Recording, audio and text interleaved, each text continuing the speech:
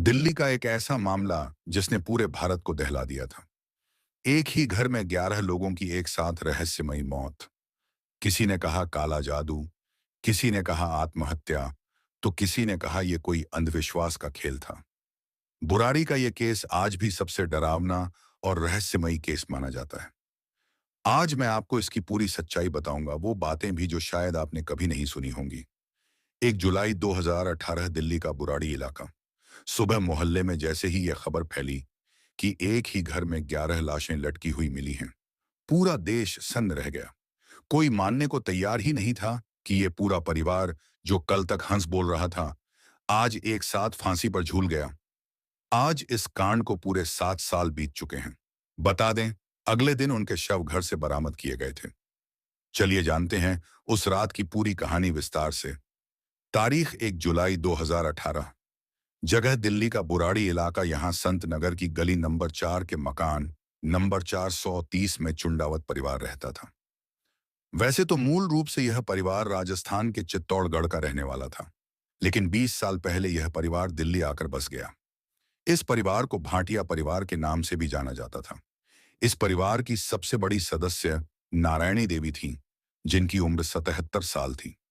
उनके 3 बेटे थे, जिनमें से एक बेटा राजस्थान में ही रहता है, जबकि 2 बेटे नारायणी देवी के साथ ही बुराड़ी में रहते थे। बड़े बेटे का नाम भुवनेश भाटिया और छोटे बेटे का नाम ललित भाटिया था। भुवनेश की पत्नी का नाम सविता था और उनके 3 बच्चे थे, मेनका, नीतू और ध्रुव, जबकि ललित की पत्नी का नाम टीना था। उनका एक ही बेटा था, शिवम। इसके अलावा नारायणी देवी की एक बेटी भी थी, जिसका नाम प्रतिभा था। पति की मौत के बाद से प्रतिभा अपनी बेटी प्रियंका के साथ नारायणी देवी के घर में ही रहने लगी थी। प्रियंका एक मल्टीनेशनल कंपनी में काम करती थी और उसकी 15 दिन पहले ही सगाई भी हुई थी। 1 जुलाई 2018 के दिन भुवनेश भाटिया ने अपनी दुकान को नहीं खोला। अमूमन वह सुबह 5 बजे ही अपनी दुकान खोल दे देते थे, लेकिन कुछ ग्राहक रोज की तरह आए और देखा कि भुवनेश की दुकान तो आज खुली ही नहीं है। बता दें, यह दुकान घर के ग्राउंड फ्लोर पर थी। काफी देर हो गई तो पड़ोसियों ने भाटिया परिवार को फोन लगाया, लेकिन किसी ने भी फोन नहीं उठाया। एक पड़ोसी ने सोचा कि क्यों न उनके घर जाकर ही पता किया जाए कि आखिर दुकान क्यों नहीं खोली गई है। जैसे ही पड़ोसी घर के अंदर घुसे, तो अंदर का नजारा देखते ही उनके होश उड़ गए। वे चिल्लाते हुए बाहर आए। दरअसल घर के अंदर 11 लोगों की लाश पड़ी थी। 9 लोग छत की ग्रिल के सहारे फंदे पर लटके हुए थे। एक महिला खिड़की के सहारे फंदे से लटकी हुई थी, जबकि बुजुर्ग महिला का शव घर के मंदिर वाली जगह पर पड़ा हुआ था। बात तेजी से फैली और पुलिस को सूचना दी गई। मौके पर पहुंची पुलिस के भी कमरे का मंजर देख होश उड़ गए। पूरा का पूरा भाटिया परिवार मर चुका था। छत पर सिर्फ उनका कुत्ता टॉमी बंधा हुआ था, जो जोर जोर से भौंक रहा था। शुरू की छानबीन में ऐसा लगा जैसे किसी चोरों के गिरोह ने उनका कत्ल कर दिया हो, लेकिन घर से कोई भी सामान गायब नहीं हुआ था, इसलिए यह मामला खुदकुशी का लगने लगा। पुलिस ने घर की और भी तलाशी ली तो उनके हाथ एक डायरी लगी, जिससे इस केस में एक नया मोड़ आ गया। इसके अलावा और भी डायरी मिली। इन सभी डायरियों में अजीब से रिचुअल्स और हवन आदि के बारे में लिखा था। इन सभी बातों को अलग हैंडराइटिंग्स में लिखा हुआ था, जिससे लगा कि घर के ही कुछ सदस्य इन डायरियों को रोज लिखते थे। इनमें लिखा था कि कैसे एक इंसान अपनी आंख और मुंह को बंद करके डर के आगे जीत पा सकता है, कैसे इंसान को मुक्ति मिलती है। इंसानी शरीर तो अस्थाई है, लेकिन आत्मा स्थायी है और वो कभी नहीं मरती। इस डायरी में बकरस एक रिचुअल का पालन करने को कहा गया था। लिखा था कि घर के 11 लोग अगर इस रिचुअल का पालन करेंगे तो उनकी सारी परेशानियां दूर हो जाएंगी और उन्हें मोक्ष की प्राप्ति होगी।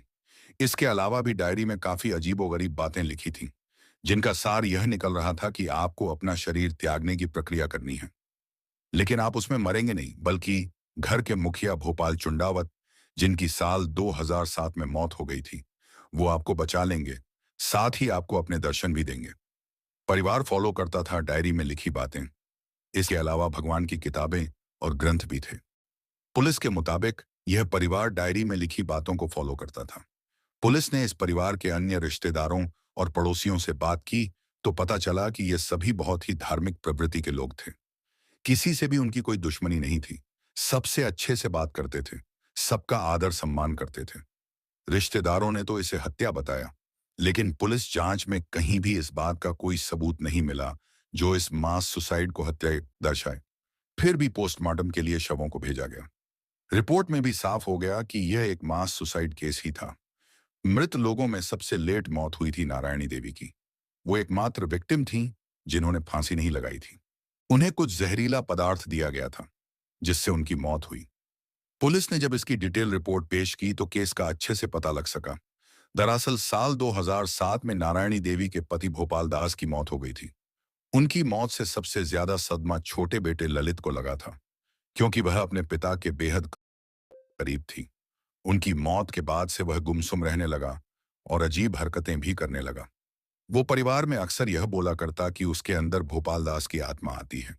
परिवार पहले तो यह सब बातें नहीं मानता था, लेकिन भोपाल दास के जाने के बाद परिवार की आर्थिक स्थिति जब खराब हुई तो उसे ललित ने ही ठीक किया।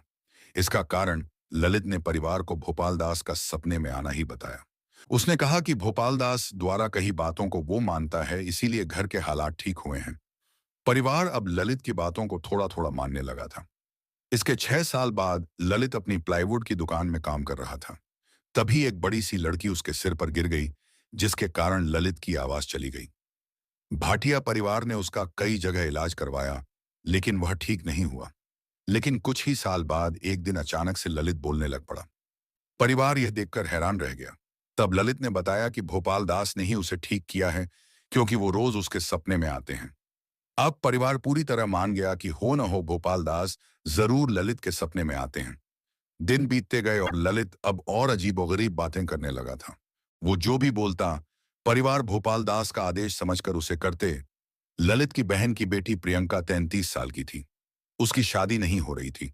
तब ललित ने परिवार को केले के पेड़ की पूजा करने को कहा। हैरानी की बात यह थी कि उसके बाद प्रियंका का रिश्ता भी हो गया। इसके अलावा ललित ने घर की दीवार पर 11 पाइप भी लगवाए।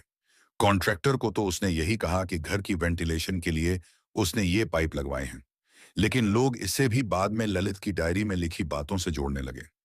फिर एक दिन ललित ने अपनी पत्नी टीना के साथ मिलकर घर के सभी लोगों को एक अजीब रिचुअल करने को कहा। उसने कहा कि भोपाल दास सभी से नाखुश हैं। उनका कहना है कि परिवार के लोग आजकल मनमानी से चल रहे हैं। घर में कोई भी अनुशासन का पालन नहीं कर रहा है।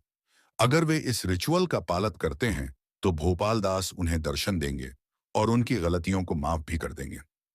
साथ ही इससे उन्हें मोक्ष की भी प्राप्ति होगी। जाने क्यों पर परिवार भी इस चीज के लिए राजी हो गया। फिर इस रिचुअल की तैयारी की गई। ललित ने कहा कि इस रिचुअल को रात को 12 बजे से 1 बजे के बीच करना होगा। सभी के हाथ और पैर बांध दिए जाएंगे, आंखों को बंद कर दिया जाएगा और मुंह में कपड़ा ठूंस दिया जाएगा। सभी को एक आवाज आएगी, तभी भोपाल दास उन्हें दर्शन देंगे। उस समय उन्हें घबराना नहीं है, क्योंकि भोपाल दास उन्हें बचा लेंगे। रिचुअल के लिए चुना गया 30 जून का दिन। पहले तो इस रिचुअल के लिए कोई और दिन चुना गया था, लेकिन उस समय उनके घर कोई मेहमान आ गया। इसीलिए इस रिचुअल के लिए परिवार ने 30 जून का दिन चुना। घर के सभी लोगों से कह दिया गया था कि बाहर किसी को भी इस बारे में कुछ नहीं बताना है। परिवार न जाने क्यों ललित की बातों में आ गया, जबकि उन्हें पता था कि जो काम वो करने जा रहे हैं उससे उनकी मौत हो सकती है। लेकिन ललित ने उनके दिमाग में भर रखा था कि भोपाल दास उन्हें बचा लेंगे। इसीलिए परिवार ने अगले दिन के खाने के लिए चने भी भिगो रखे थे। ध्रुव और शिवम तो 9वीं कक्षा के छात्र थे। दोनों ने अपनी ड्रेस भी प्रेस करके रखी थी, क्योंकि अगले दिन उन्हें स्कूल जाना था। रात को करीब 8:30 बजे परिवार ने जोमेटो से रोटियां ऑर्डर की। फिर सभी लोग घर में आ गए और पूजा पाठ किया गया। इसके बाद ललित और टीना ने सबके हाथ बांधे और मुंह में कपड़ा ठूंस दिया। बाद में एक दूसरे के मामूली हाथ भी बांधे। डायरी में लिखी बातों के हिसाब से नारायणी देवी को कुछ पिला दिया गया था, क्योंकि वे काफी बुजुर्ग थीं और इस रिचुअल को फॉलो नहीं कर सकती थीं। इसके बाद जैसे ही सभी लोग रिचुअल को फॉलो करने लगे, सभी की मौत हो गई। उन्होंने अपने कुत्ते को भी छत से बांध दिया था ताकि वो भौंके नहीं। बता दें, इस रिचुअल को करने से पहले उन्होंने 6 दिन तक प्रैक्टिस भी की थी। इसके बाद सभी की लाशें अगले दिन यानी 1 जुलाई 2018 को मिली। इस मास सुसाइड की घटना ने पूरे देश को झकझोर कर रख दिया था। संत नगर की गली नंबर 3 से तो लोगों ने आना जाना ही छोड़ दिया। पड़ोसियों का तो ये तक कहना था कि यहां से रात को अजीब आवाजें आती हैं। लोग इसे पैरानॉर्मल एक्टिविटी से भी जोड़कर देखने लगे। कुछ किराएदार आए, लेकिन जल्द ही मकान को छोड़ गए। इसके कुछ दिन बाद कुछ किराएदार यहाँ रहने भी आए, लेकिन वो भी यह बोलकर मकान छोड़ गए कि रात को यहाँ अजीब आवाजें आती हैं। हालांकि इसके बाद 2020 में मकान को एक नया किरदार मिल गया है, जो बीते 4 सालों से अपने परिवार के साथ यहाँ रह रहा है। इस किराएदार का नाम मोहन है। मृत परिवार को अच्छे से जानते थे। वह मृत परिवार को अच्छी तरह जानते थे और उनके अच्छे संबंध थे। लेकिन परिवार में क्या चल रहा है, इसे लेकर किसी भी अन्य शख्स को जानकारी नहीं थी। वहीं अब दोबारा से इस गली से लोग आते जाते हैं।